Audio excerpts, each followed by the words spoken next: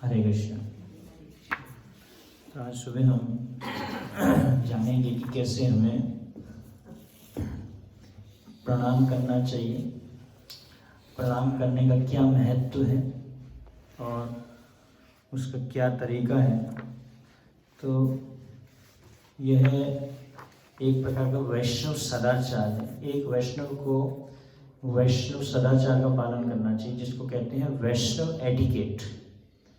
English में, हिंदी में बोलते हैं वैष्णव सदाचार। कि वैष्णव के संग में जब हम आते हैं तो उसमें हमें कैसे सदाचार का पालन करना चाहिए। तो हमारे आचार्य बताते हैं कि श्री सनातन गोस्वामी ने एक बहुत बड़ा किताब लिखा है इस पर, कि जब वो लोग आए थे वृंदावन में तो उन्होंने पूरा एक किताब दिया, उसमें कैसे वैष्णव सदाचार का पालन करना चाहिए भक्तों के संग में। वैष्णव सदाचार को जो है वैष्णव का आभूषण बताया गया है। जैसे एक स्त्री है, जब वो आभूषण से अपने को आभूषण लगाती है, आभूषण गहने लगाती है, तो उससे उसकी सुंदरता बढ़ जाती है। उसी प्रकार से जो वैष्णव है, जब वो इस एटिकेट का पालन करता है या सदाचार का पालन करता है, तो उसकी जो सुंदरता है, उसका जो व्यवहार है, वह बहुत ही मधुर हो जाता है। तो भक्तों के संग में इस वैष्णव सदाचार का पालन करना चाहिए। तो वैष्णव सदाचार जो है हमारे अपने लिए है। इसको हमें दूसरे के ऊपर ऑब्जर्व नहीं करना चाहिए कि दूसरा व्यक्ति इसका पालन कर रहा है या नहीं कर रहा है। वैष्णव सदाचार का पालन हमारे लिए हमें करना है। अभी दूसरा कर रहा है या नहीं कर रहा, वो हमारा काम नहीं है ना। तो इसलिए तो आज हम सीखेंगे कैसे हम जो है प्रणाम करना चाहिए। तो जो प्रणाम है, जब हम मंदिर में एंट्री करते हैं तो सबसे पहले मंदिर का जो दरवाज़ा है वहाँ पे एंट्री पे प्रणाम करते हैं।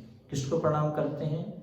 वैष्णवों को प्रणाम करते हैं। एंट्री पे जैसे ही घुसते हैं सबसे पहले हम वैष्णवों को हमें प्रणाम करना चाहिए। आप लोगों को वैष्णव प्रणाम मंत्र बताइए। वांछा कल्पतरुभ्यश्च कृपा सिंधुभ्येव च पतितनां पावनेभ्यो वैष्णवेभ्यो नमो नमः। वांछा कल्पतरु मतलब कि वांछा मतलब हमारी इच्छाएं, कल्पतरु मतलब इच्छाओं को पूरा करने वाला पेड़। तो वैष्णव कैसे होते हैं? कल्पतरु। वांछा कल्पतरुभ्यश्च कृपा सिंधु, कृपा के सिंधु होते हैं। और वांछा कल्पतरुभ्यश्च कृपा सिंधुभ्येव च पतितनां पावनेभ्यो वैष्णवेभ्यो नमः, जो पतितों का उद्धार करते हैं। कभी कभी आप देखेंगे कि जब हम मंदिर में आते हैं तो मंदिर में कोई नहीं होता और मंदिर बंद है, क्या तब भी प्रणाम करना चाहिए? तब भी करना चाहिए, क्योंकि प्रभुपाद जी बताते हैं जब हम मंदिर में आते हैं अगर कोई भी नहीं है लेकिन वहाँ पे देवता लोग होते हैं, देवता लोगों का वास होता है। तो सबसे पहले हम मंदिर की दहलीज में आते हैं तो मंदिर की दहलीज में सबसे पहले वैष्णवों को प्रणाम करते हैं। तो वैष्णव प्रणाम मंत्र की जो मुद्रा है वो क्या है? उसमें हमारे शरीर के 5 अंग लगने चाहिए। उसको कहते हैं पांचांग प्रणाम।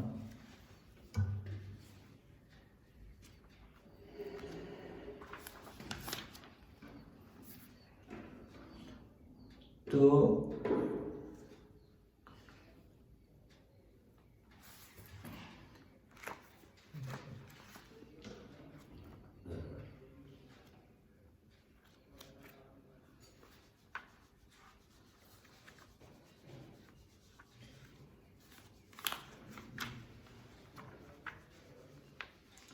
और एक होता है अष्टांग प्रणाम, एक होता है पांचांग प्रणाम, एक होता है अष्टांग प्रणाम। तो जो माताएं हैं उनको पांचांग प्रणाम ही करना चाहिए हर बार, उनको अष्टांग प्रणाम नहीं करना चाहिए। अष्टांग प्रणाम सिर्फ पुरुषों के लिए है, माताओं के लिए सिर्फ पांचांग प्रणाम ही बताया गया है शास्त्रों के अनुसार। तो पांचांग प्रणाम में हमारे जो घुटने हैं वो लगते हैं, हमारे बाजू आगे आते हैं ऐसे करके, और हमारा माथा ज़मीन पे लगता है, और हमारी जो बुद्धि है उसके द्वारा हम भगवान का ध्यान करते हैं और शब्द जीवा के द्वारा हम प्रणाम मंत्र बोलते हैं। ये 5 अंग जो है पांचांग प्रणाम में लगते हैं। कभी कभी लोग पांचांग प्रणाम, देखिए पांचांग प्रणाम इसमें बताया गया कैसे जो है पांचांग प्रणाम ऊपर कर रहे हैं। आप लोग सभी करते हैं, पांचांग प्रणाम ही करते हैं। अभी सर्दी में थोड़े हाथ बाहर नहीं आते, हाथ अंदर ही रह जाते हैं शॉल के अंदर में। तो कभी कभी लोग जो है हाथ में जपमाला लेके भी ऐसे भी करते हैं प्रणाम, है ना। और ऐसा कर सकते हैं, लेकिन बेस्ट है कि जपमाला को कहीं रख के करें। लेकिन एक खतरा है, जपमाला को कहीं रख देंगे कभी कभी भूल जाते हैं और कभी कभी तो कई लोग जो है ऐसे करके भी करते हैं, एक हाथ से आधा ऐसे करके, वो भी सही नहीं है। दोनों हाथ आगे आने चाहिए। माला करके भी, माला लेके भी ऐसे भी कर सकते हैं माला के साथ में, क्योंकि माला भूलने का फिर खतरा रहता है। तो ये है पांचांग प्रणाम। तो पांचांग प्रणाम में इस प्रकार से हमें प्रणाम करना चाहिए। और हरिभक्ति विलास के अनुसार एक होता है अष्टांग प्रणाम, जो पुरुष लोगों को करना चाहिए। तो वैष्णव प्रणाम मंत्र जो है, वैष्णव प्रणाम मंत्र जब वैष्णव को प्रणाम करते हैं तो हम पांचांग प्रणाम ही करते हैं। लेकिन भगवान को, प्रभुपाद जी को, गुरु को, सन्यासियों को अष्टांग प्रणाम करना चाहिए। अष्टांग प्रणाम स्त्रियों के लिए हर बार पांचांग प्रणाम है। अष्टांग प्रणाम में आपके 8 अंग लगेंगे, पूरा का पूरा शरीर।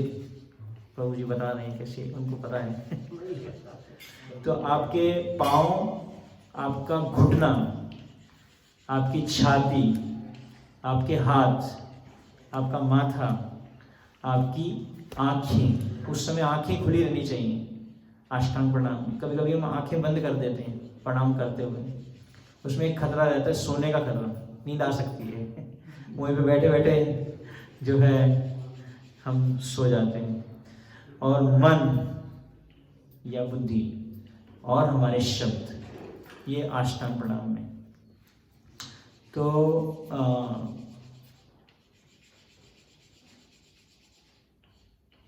आंखें आदि खुली रहनी चाहिए, मुंह से प्रार्थना निकलनी चाहिए जिनको भी प्रणाम कर रहे हैं, भगवान को या प्रभुपाद जी को। तो प्रभुपाद जी को इसलिए हमने प्रभुपाद जी को यहाँ पे इधर क्यों बिठाया है, क्योंकि जब हम उनको प्रणाम करें तो हम सीधा उनको डायरेक्ट प्रणाम करें। कई मंदिरों में जो है दूसरे तरीके से होते हैं, तो लोग लेफ्ट से करते हैं। जनरली गुरु को सामने से प्रणाम करना चाहिए, लेफ्ट से नहीं करना चाहिए। लेफ्ट से भगवान को, हमारा जो लेफ्ट बॉडी पार्ट है, लेफ्ट शरीर जो है, इधर से भगवान को प्रणाम, श्री कृष्ण को प्रणाम करते हैं। तो प्रभुपाद जी का प्रणाम मंत्र आप लोगों को पता है? प्रभुपाद जी का किसी को याद है? प्रभुपाद जी का प्रणाम मंत्र, नमो ओम विष्णुपादाय कृष्ण पृष्ठाय श्रीमते भक्ति वेदांत स्वामी इति नामिने, नमस्ते सारस्वती देवे गौरवाणी प्रचारिणे, निर्विशेष शून्यवादी पाश्चात्य देशतारिणे। तो प्रभुपाद जी को हम प्रणाम करते हैं। नमो विष्णुपादाय कृष्ण पृष्ठाय भूतले, जो कृष्ण को बहुत प्रिय हैं। श्रीमते भक्ति वेदांत, उनको क्या बोला जाता है? भक्ति वेदांत स्वामी प्रभुपाद इति नामिने, मैं उनको प्रणाम करता हूँ। नमस्ते सारस्वती देवे, जो सरस्वती ठाकुर के दास हैं। गौरवाणी प्रचारिणे, जिन्होंने भगवान गौरांग महाप्रभु की वाणी का प्रचार किया। पाश्चात्य देश तारिणी, पाश्चात्य देशों में जो है निर्विशेष शून्यवादी पाश्चात्य देश तारिणी, निर्विशेषवादी शून्यवादी पाश्चात्य देशों में जो है इन्होंने गौरवाणी का प्रचार किया। तो ये जो है अष्टांग प्रणाम है। और फिर हम पहले वैष्णव को प्रणाम करते हैं, फिर प्रभुपाद जी को प्रणाम करते हैं। फिर उसके बाद में सबसे पहले मंदिर में जब घुसते हैं तो किसको करते हैं? चैतन्य महाप्रभु को प्रणाम। हेनो निताय विनय भाई राधा कृष्णा पाइते नहीं। अगर हमें राधा कृष्णा की कृपा चाहिए तो हमें पहले किसकी कृपा चाहिए? चैतन्य महाप्रभु की। चैतन्य महाप्रभु की कृपा के बिना हमें कभी भी राधा कृष्णा की कृपा नहीं मिलेगी। इसलिए प्रभुपाद जी ने हर मंदिरों में, इस्कॉन के हर सेंटर में आप देखेंगे सबसे पहले कौन होते हैं? गौर निताय। और वृंदावन में आप जाएंगे तो सबसे पहले हैं गौर निताय, फिर हैं कृष्ण बलराम, फिर हैं राधा श्याम सुंदर, है ना। तो वृंदावन में भी आप देखेंगे तो सबसे पहले है गौर निताय, तो नित्यानंद प्रभु, फिर चैतन्य महाप्रभु। तो सबसे पहले हम चैतन्य महाप्रभु को प्रणाम करते हैं। नमो महावदन्याय कृष्ण प्रेम प्रदायते कृष्णाय कृष्ण चैतन्य नामने गौरतुष्य नमः। ये वाला मंत्र याद है आप लोगों को? नहीं, हम आपको दे देंगे, रिटर्न में दे देंगे आपको। श्री कृष्ण चैतन्य, फिर उसके बाद में पंचतत्व मंत्र, ये हर बार बोलना है जब भी चैतन्य महाप्रभु को प्रणाम होगा। इसके बिना कभी भी चैतन्य महाप्रभु को प्रणाम पूरा नहीं माना जाता। श्री कृष्ण चैतन्य प्रभु नित्यानंद श्री अद्वैत गदाधर शिवास आदि गौर भक्त वृंदा। फिर उसके बाद में हम श्री कृष्ण को प्रणाम करते हैं। हे कृष्ण करुणा सिंधु दीन बंधु जगतपते गोपेश गोपिका कांता राधा कांता नमस्तुते। तप्त कांचन गौरांगी राधा रानी को, राधे वृंदावनेश्वरी वृषभानु स्तुति देवी प्रणमामि हरिप्रिय। फिर उसके बाद में तुलसी महारानी को, वृंदाय तुलसी दिव्याय प्रियाय केशवस्य च विष्णु भक्ति प्रति देवी सत्यवते नमः। इस प्रकार से जो है जब मंदिर में आते हैं तो हमें प्रणाम करना चाहिए, और टाइम है तो फिर हरे कृष्ण महामंत्र भी बोलना चाहिए। हरे कृष्ण कृष्ण कृष्ण हरे हरे, हरे राम राम राम हरे हरे।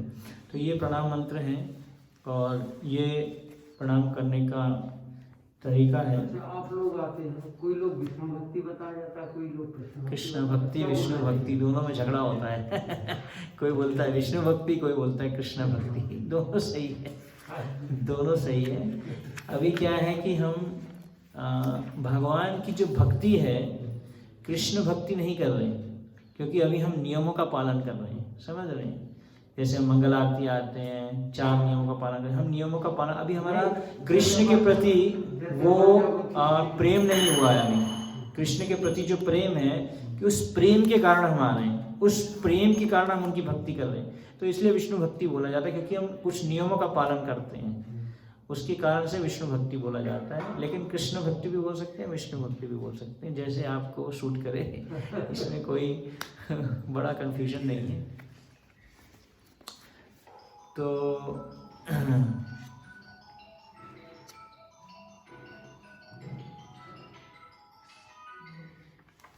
और जब हम देखते हैं कि जब कोई भी लेक्चर खत्म होता है, कोई भी कीर्तन खत्म होता है, तो उसके बाद में जय ध्वनि बोली जाती है। जय ध्वनि समझते हैं? जय ओम विष्णुपाद परमहंस परिव्रजकाचार्य स्तोत्र शिष्यवद अभय चरणारविंद भक्ति वेदांत स्वामी शील प्रभुपाद की। सबको जय बोलना चाहिए, अच्छे से जय, आवाज निकलनी चाहिए जय की, क्योंकि हम उनका गुणगान कर रहे हैं। प्रभुपाद जी का गुणगान करते हैं, फिर उनके श्री गुरु का गुणगान करते हैं, भगवान के भक्तों का, भगवान के धाम का। इस प्रकार से जो है पूरी जय ध्वनि बोली जाती है। अनंत कोटि वैष्णव वृंद की जय, मायापुर धाम, वृंदावन धाम, गंगा माई, जमुना माई, सभी का जो है हम क्या कर रहे हैं? गुणगान कर रहे हैं। ये उनका गुणगान किया जा रहा है। तो इस प्रकार से जो है हमें प्रणाम करना चाहिए।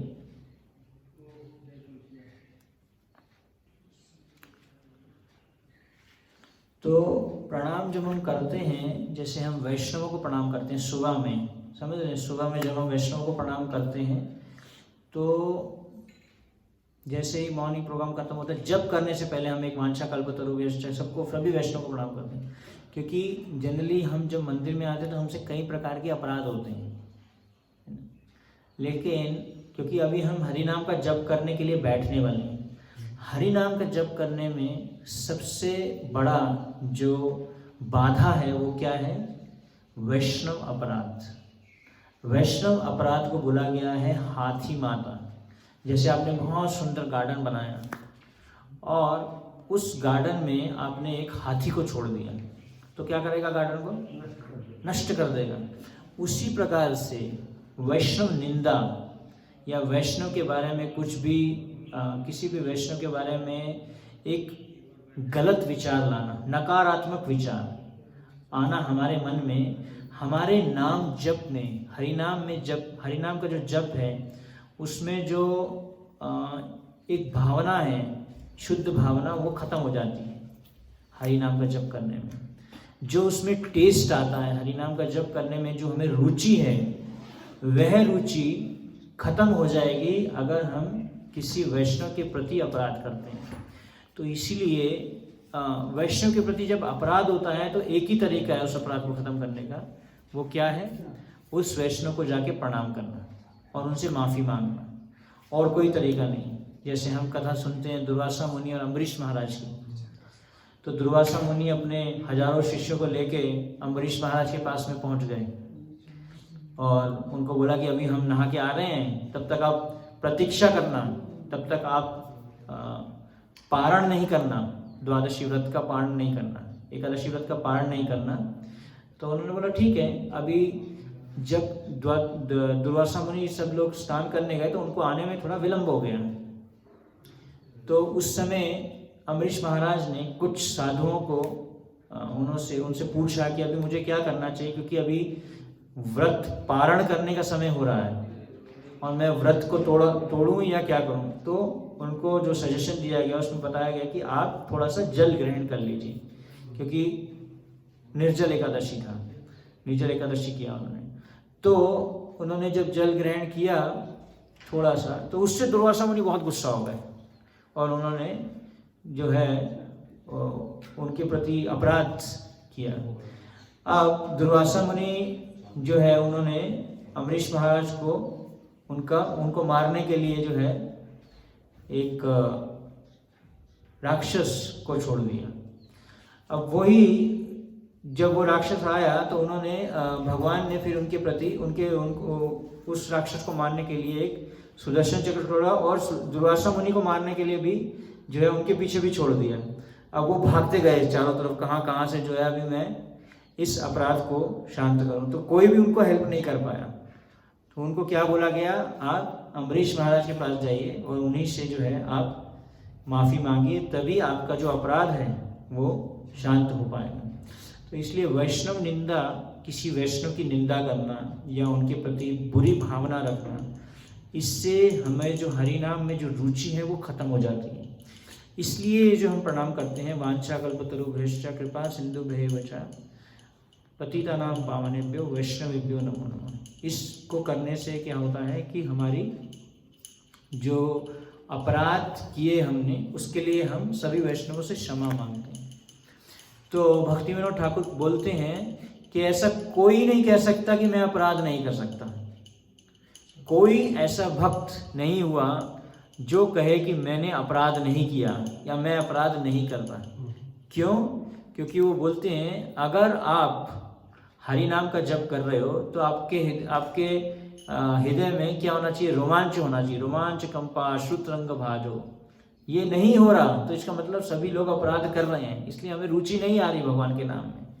तो इसलिए ये जो मंत्र है वांछा कल्पतरुभ्यश्च कृपा सिंधु, वैष्णव को जो हम प्रणाम करते हैं, जब भी हम उनको मिलते हैं पहली बार, तो हमें सबसे पहले वैष्णवों को प्रणाम करना चाहिए। वैष्णव प्रणाम के द्वारा हमारा हृदय, उनकी कृपा मिलती है हमें और हमारा हृदय जो है वो और भी नम्र होता है। तो जो इसके पीछे जो भाव है, जो भावना है वैष्णव प्रणाम मंत्र के पीछे क्या है कि सिर्फ एक नियम का पालन नहीं करना है, सही भावना से प्रणाम करना है ना।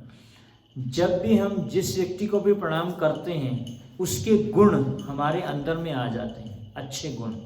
जैसे आप प्रभुपाद जी को प्रणाम करते हैं तो प्रभुपाद जी को जब आप हृदय से प्रणाम करते हैं, अच्छी भावना से प्रणाम करते हैं, तो आपके अंदर में प्रभुपाद जी के गुण आ जाएंगे।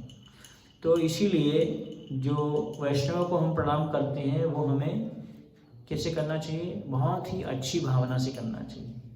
एक सिर्फ नियम का पालन करते हुए नहीं करना चाहिए कि हाँ चलो ये नियम है तो हमें जो है अभी सदाचार का पालन करना है तो इसलिए हमें प्रणाम करना चाहिए। राधा उनके हमें अच्छे गुणों को सोचना चाहिए कि उनके अंदर में क्या अच्छे गुण हैं, उसके बारे में विचार करते हुए हमें उनको प्रणाम करना चाहिए। उनके प्रति हमें आदर का भाव रखना चाहिए।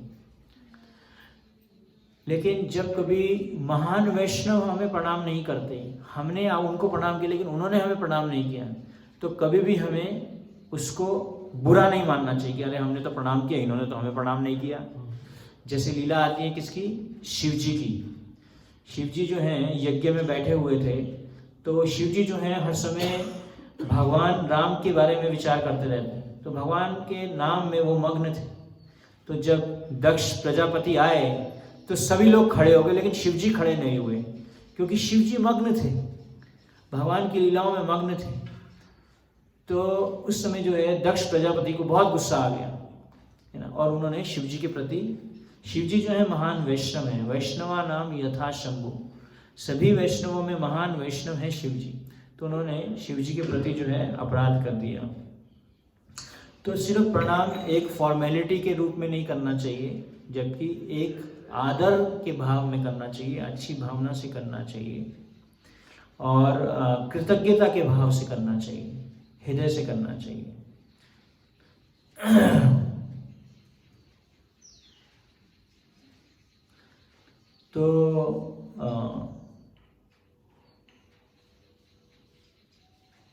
तो ऐसे प्रणाम करने से जो हमारे अपराध हैं, अपराध करना, जो भी हमसे गलती हुई, जो भी हमसे अपराध हुए, वो हमारे अपराध जो है वो खत्म हो जाते हैं।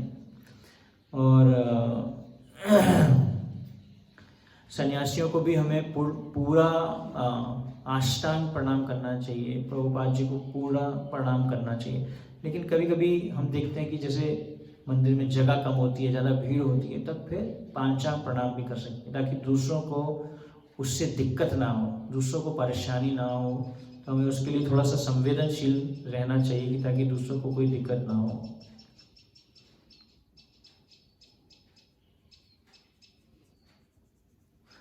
तो हम जानते हैं कि 6 गोस्वामी जो थे वो हर रोज गिनती करते थे कि उन्होंने कितने प्रणाम किए।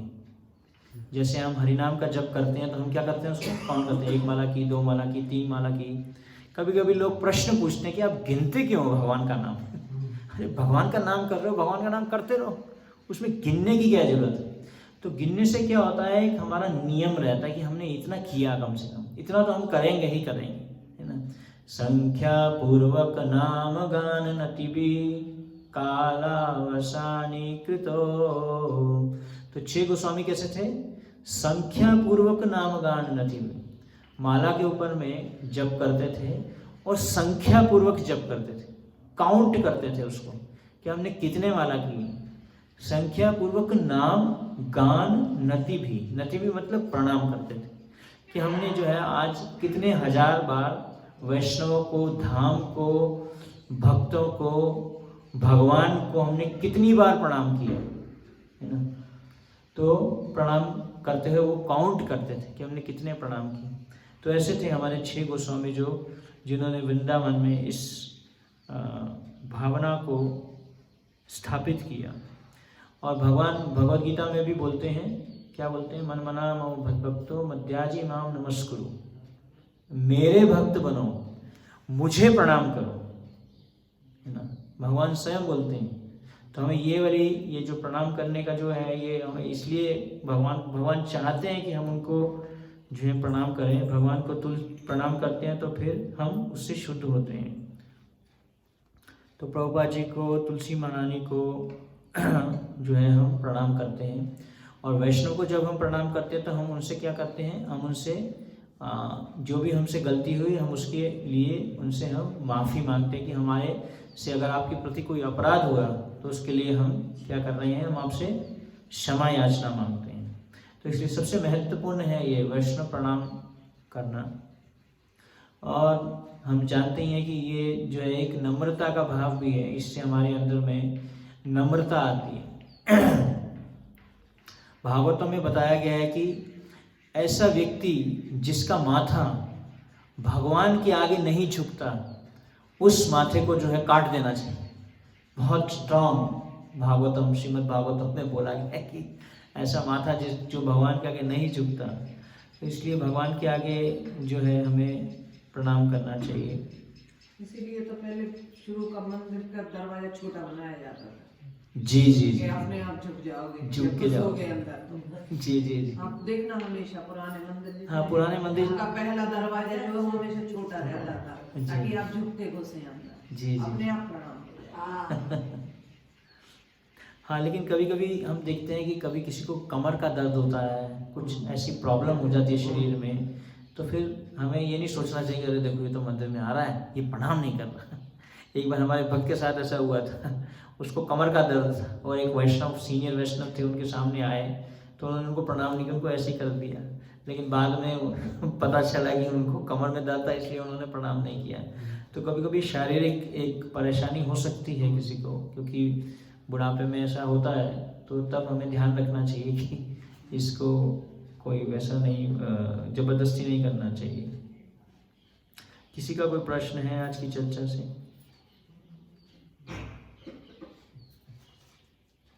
तो प्रभुपाद जी को भी जब गुरु पूजा होती है तब प्रभुपाद जी को भी फूल ऑफर करते हैं। लास्ट में जब गुरु पूजा खत्म होती है उनको फूल देते हैं, फिर उनको प्रणाम करते हैं। तो प्रणाम करना मतलब कि शरणागति का लक्षण है कि मैं जो है शिष्यस्तेहम साधि मामतम प्रपन्नम। सिर्फ प्रणाम का एक क्रिया ही नहीं करना, मतलब उसकी भावना को भी मन में ध्यान में रखना है। ठीक है, कोई पूछना चाहता है कुछ प्रश्न वगैरह? जैसे यहाँ भीड़ लगी है जी, यहाँ बहुत भीड़ है सामने और वहाँ जगह खाली है जी, तो वहाँ से प्रणाम कर सकते हैं। वहाँ पे वो लेडीज का सेक्शन है, प्रभु जी का सेक्शन है, तो अवॉइड करना चाहिए। करना चाहिए, जैसे हाँ। भीड़ है वो लोग उस तरफ में, यहाँ जगह खाली है जहाँ पिछला भी बैठे हैं। हाँ, तो कर सकते हैं, यहाँ बहुत भीड़ है, कर सकते वहाँ जगह खाली है, हैं। हाँ, जहाँ खाली हो वहाँ से कर सकते वहाँ से। हैं। जी, वहाँ से कर सकते हैं। ठीक, शील प्रभुपाद की जय। हरे कृष्णा।